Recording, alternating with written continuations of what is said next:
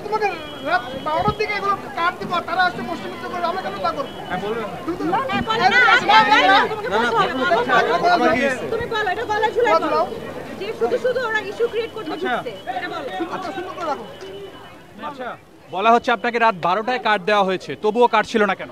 Sir আসলে বিষয়টা হয়েছে, কার্ডটা হচ্ছে প্রিন্ট আউট করতে একটু সময় লেগে গেছে, তো যেহেতু ভেতরে মেঘলাপুর কোনো এজেন্ট ছিল না, তাই আমি ভেতরে প্রবেশ করার পরে এখন হুট করে ওরা কোথায় থেকে চলে আসছে, ওনারা আসার পরে বলতেছে যে আপনার কার্ড কোথায়। তো বললাম স্যার আমাকে জাস্ট 5টা মিনিট সময় দেন, আমি আপুর সাথে কথা বলে কার্ডটা নিয়ে আসতেছি।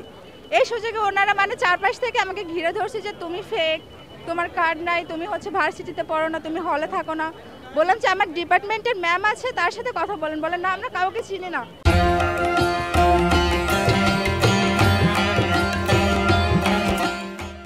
তুমি ফেক, তোমাকে পুলিশে দেবো, এরকম নানা হচ্ছে কেওস ক্রিয়েট করছে। আমি 5টা মিনিট সময় চাইছি, 5টা মিনিট সময় দেয় না। এই যে কার্ড হচ্ছে আমার, এখন তো আমার কাছেই আসছে, কার্ড ছাড়া প্রবেশ করা উচিত না, কিন্তু এখন বিষয়টা হয়েছে যে একটা তো যেহেতু ভোট হচ্ছে, এজেন্টের তো বিষয় আছে, সেখানে কোনো কারচুপি হচ্ছে কিনা, আমার প্রার্থী সঠিকভাবে ভোট পাচ্ছে কিনা, এটা তো আমাকে দেখতে হবে।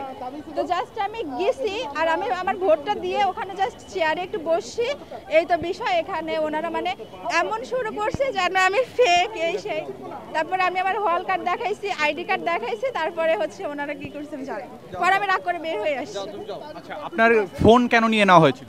ফোন ওনারা নাইনি ম্যাম, ফোন তো বাইরে থেকে ভেতরে নিয়ে যাওয়ার হচ্ছে নাই, পারমিশন নাই, তাই ম্যামের কাছে ছিল। ম্যাম বলছে যে যখন ভোট শেষ হবে তখন আমার থেকে যাও।